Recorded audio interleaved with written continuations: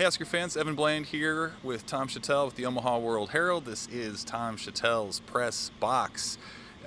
Some days you dress the same, you wear the same shirt, you don't play in it. Some days it's game week, and we finally made it to that point. UTEP coming up here on Saturday, Tom, and one of the, I guess, newsy pieces that come out of game week is depth charts. And so we got the depth chart today. Not a ton of surprises on there, but I think the one that maybe stood out to me, and I think to most people, was the running back position. Nebraska will go into the game against UTEP without a defined number one. It's going to be a four-way battle with Gabe Ervin, Emmett Johnson, Ramir Johnson, and Dante Dowdell. What do you make of Nebraska bringing sort of a four-man committee at the running back position into this game? Yeah, they've got more oars than PJ Fleck's boat. I think I'm not surprised by it. I don't know if they don't have a great running back. At least if they do, we'll find out. I think they've got four good ones. That could be good. You could have depth.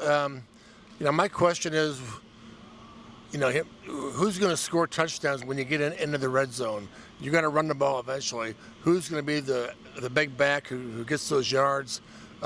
In their rules, talking about he wanted somebody when it's a 4-yard hole or 4-yard block to make 8 yards or 20 yards or even more. So I don't know if they have that guy, but they're going to try it out for a few weeks. He hopes to have a set number one going into the Big Ten. The other piece of that depth chart that's already well known, Dylan Raiola, the freshman, is going to be Nebraska's starting quarterback. I thought what Rhule said today, Tom, was notable, that there's no easing in the freshman former 5-star. He's going to play the plays. There's no sort of balancing, holding him with kid gloves, anything like that. They feel like he's going to go out and do what he's going to do, and there's no sort of learning curve here in terms of the games. Yeah, I think it speaks to Raiola where he's at. Rhule was asked, why did you do this for everybody? Why are you doing this? Why are you going to turn him loose instead of maybe easing him into it? And he was, I can't answer that. It's just the way we're doing it.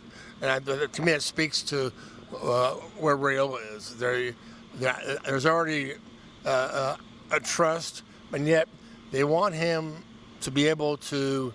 Okay, he's going to have to run certain plays and schemes and formations all season. We just find out what he can do and what he can't do. This is what you have with a new quarterback. You got to find out what he can do when the lights come on. So I think that's what we're going to see this week and next week. Probably be a little more cautious next week. Although I think they'll run some offense against Colorado. They aren't going to show this week. What do you want to see from Raiola, Tom? Because Nebraska doesn't do this very often in terms of starting a true freshman quarterback. It's been Tommy Frazier, Cody Green, Adrian Martinez, and now Dylan Raiola. You don't want to see him, start a Heisman campaign, but what do you want to see from him against UTEP? I just want to see him throw a pass from here to there, okay. and then another pass from here to there. No turnovers. I understand. The spring game, he tried to thread a long needle, and it got tipped. I think it was intercepted. That's fine with the spring game. And when they say they're going to turn him loose, he's got to be careful that he doesn't say, I'm really going to force him in there. I'm going to try to make a big play. So it's just be efficient. Just score touchdowns. And none for the other team. And Tom, you know this as well as anyone, but for years, Nebraska played its opener at home against a team from a non-Power 5 league. Right. Now they're finally back to that. Last 4 years, Nebraska plays away from home in a conference game to start off. What is the value to you of Nebraska staying in Memorial Stadium, playing a team like UTEP? They can figure some things out before they get into the Big Ten. Yeah, I just looked this up. The last time they opened at home was 2019, South Alabama. Right. They won 35-21 thanks to 3 non-offensive touchdowns, 2 defensive, 1 special teams. So, J.D. Spielman. It's huge because this program needs momentum. This team is got potential, but it needs momentum. It needs win and then win and win. The fact that they're opening with 4 home games in a row is as huge is the word. It's now they got to take advantage of it. They got to go do it.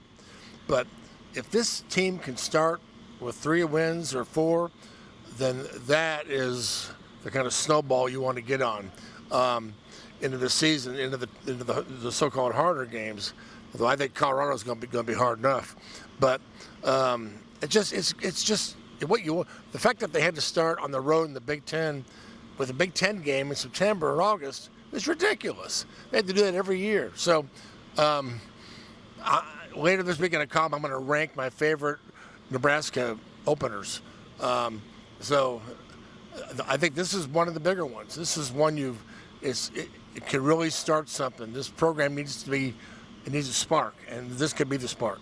Well, hopefully those thunderstorms stay away. Maybe a la 2018 and keep a nice clear another afternoon would be fantastic. Well, we have momentum too. It's game week. Players and coordinators are going to talk Tuesday. Matt Rhule will be back Thursday, and then blessed football in Lincoln, Nebraska on Saturday afternoon. We'll be there. I'm sure you guys will be there and be watching too. Thanks for watching us. For Tom, I'm Evan. This is the Tom Shatel Press Box.